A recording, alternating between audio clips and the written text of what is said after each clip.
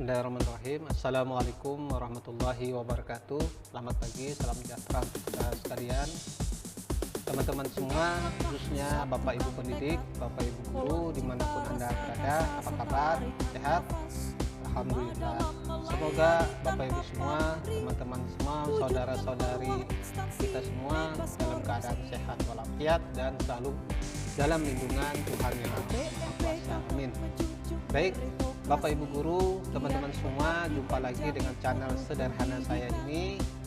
Ya, pada kali ini kita akan membahas yaitu seputar pertanyaan apa yang seringkali muncul yang ditanyakan calon peserta sertifikasi guru, ya, baik di media sosial, di YouTube, di WhatsApp atau di media yang lainnya. Nah, seringkali kita melihat bahwa yang memberikan jawaban itu kadang tidak sesuai dengan berdasarkan data dari laman resmi atau data valid dari yang sumber yang benar, ya, yang bersangkutan. Nah, pada kali ini kita akan membahas itu, ya, apa saja pertanyaannya dan bagaimana jawabannya dengan jawaban atau informasi yang akurat dari Kemdikbud. Nah, sebelum itu silahkan Bapak Ibu teman-teman semua klik like atau subscribe di channel ini, ya. Mudah-mudahan channel ini dapat terus berkembang ke depannya dan dapat berkontribusi dalam memberikan pencerahan atau praktek baik kepada teman-teman semua. Baik, terima kasih Bapak Ibu. Kita langsung menuju ke situs lamannya. Nah, kita tahu situs laman yang benar adalah di sini, ya, ppg.kemdikbud.go.id. Ini halaman resminya, ya. Jadi kelihatan halaman resmi itu ada kata-kata Kemdikbud dan ada go.id. Selain itu, kalau selain ini, ya, ada belakangnya com.com. Nah, itu komersil, belum tentu itu milik dari Kemdikbud. Jadi yang resmi itu ada linknya yang ada Kemdikbud dan go.id-nya. Ya, di sini menjadi patokan kita dan bisa dipertanggungjawabkan. Kemudian di sini kita bisa cek Bapak Ibu, kita bisa buka informasi di fitur-fitur ini, ada sertifikasi dalam jabatan dan ada prajabatan. Nah, kita langsung masuk kepada FAQ atau tanya jawab seputar administrasi PPG dalam jabatan, ya. Di sini yang seringkali ditanyakan oleh Bapak Ibu guru, teman-teman semua, mudah-mudahan ada yang sama, ya. Baik, kita buka. Nah, ini yang pertama, di mana saya mendapatkan informasi akurat tentang PPG. Tentunya yaitu di dua tempat, ya. Di sini di ppg.kemdikbud.go.id, ya. ppg.kemdikbud.go.id dan Instagram ppg Kemdikbud. Baik, Bapak Ibu, kita besarin dulu, ya. Mudah-mudahan bisa terbaca. Nah, selanjutnya, kapan PPG dalam jabatan akan dimulai? Tentunya sesuai surat edaran, ya. Kalau pendaftarannya kemarin mulai tanggal 10 sampai tanggal 25. Nah, jadi Bapak Ibu bisa membaca surat edaran yang bersangkutan. Di situs ini juga sudah ada pengumumannya, ya.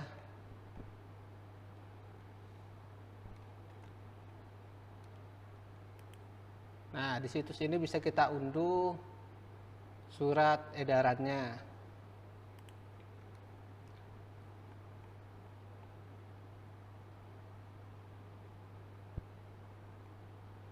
Baik, kita lanjut dulu, Bapak.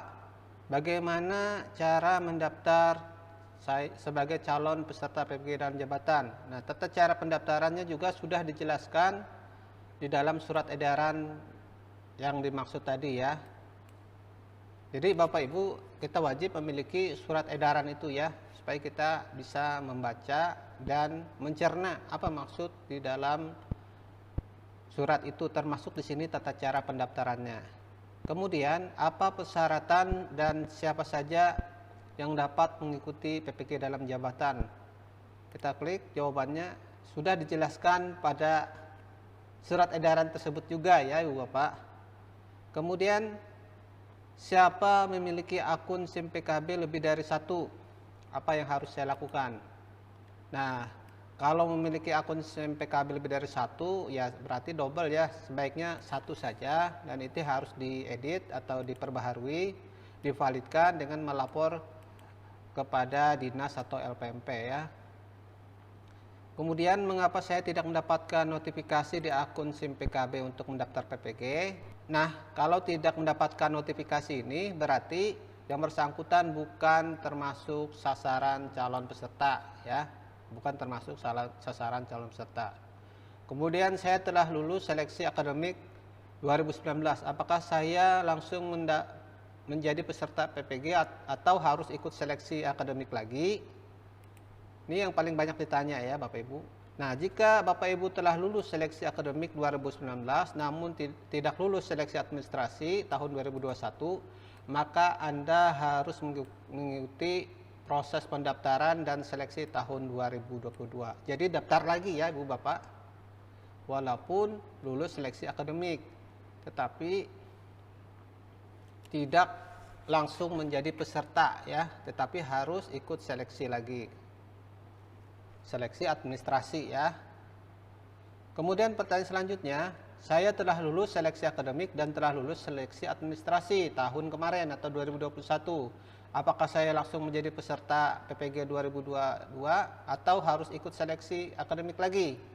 Kita klik jawabannya, diklik di sini ya. Nah, bagi guru yang telah lulus seleksi administrasi 2021 tidak perlu mengikuti seleksi tahun 2002. Jadi yang bersangkutan tidak perlu lagi mengikuti ya. Nah, tinggal nanti Bapak Ibu memantau di laman resmi atau SIM PKB masing-masing. Jadi ya bersyukurlah Bapak Ibu, jadi tidak perlu repot mendaftar lagi. Kemudian yang selanjutnya, saya sedang mengikuti program guru penggerak. Apakah saya bisa mengikuti PPG dalam jabatan? Kita klik jawabannya. Ya. Di sini jawabannya, calon peserta yang sedang mengikuti PGP dapat mengikuti seleksi administrasi tahun 2022. Berarti boleh ya Ibu Bapak. Kemudian apakah PPG dalam jabatan 2002 juga termasuk untuk guru di bawah naungan Kemenak? Tentunya tidak ya, karena beda kementerian ya Bapak Ibu. Di bawah naungan Kemenak ada tersendiri PPG-nya ya. Nah, di sini maksudnya adalah mungkin yang bersangkutan adalah guru agama angkatan dinas yang di bawah naungan dinas atau Kemdikbud ya. Itu sertifikasinya kemana? Ya tetap guru agama walaupun di bawah Kementerian Kemdikbud. Nah, nanti yang berhak mensertifikasinya adalah Kementerian Agama. Kemudian saya dulu ikut PPG dalam jabatan tahun 2019, tetapi saya terhenti di PPL karena waktu bersama dengan Latsar. Apakah ada kemungkinan saya ikut? Kita klik jawabannya apa? Bagi guru yang sudah terdata menerima bantuan pemerintah untuk biaya pendidikan PPG, bukan sasaran program PPG 2022. Jadi yang bersangkutan ini bukan sasaran ya, bukan sasaran calon peserta PPG 2022. Kemudian saat mengisi profil diri, pilihan jabatan fungsional saya tidak ada. Apa yang saya pilih atau isi? Kita klik jawabannya adalah tanda minus ya. Kita pilih tanda minus. Jangan sampai kosong ya, kita klik tanda minus. Kemudian, apakah status honorer sekolah dapat mengikuti program PPG dalam jabatan? Kita klik jawabannya, tidak ya. Honorer sekolah bukan sasaran PPG dalam jabatan 2022. Ya, mengapa ya? Karena honorer sekolah ini kan yang ngangkat kemungkinan besar adalah kepala sekolah ya, bukan di dinas. Jadi ini juga seringkali jadi pertanyaan Bapak Ibu, status honorer. Jadi dipilah-pilah lagi status honorernya di sekolah mana, kemudian apakah negeri atau swasta, dan yang meng-SK-kannya siapa. Itu akan dilihat lagi ya. Lanjut Ibu Bapak, prodi S1 saya tidak terdapat dalam pilihan yang terdapat di menu pendaftaran PPG. Saya harus memilih apa?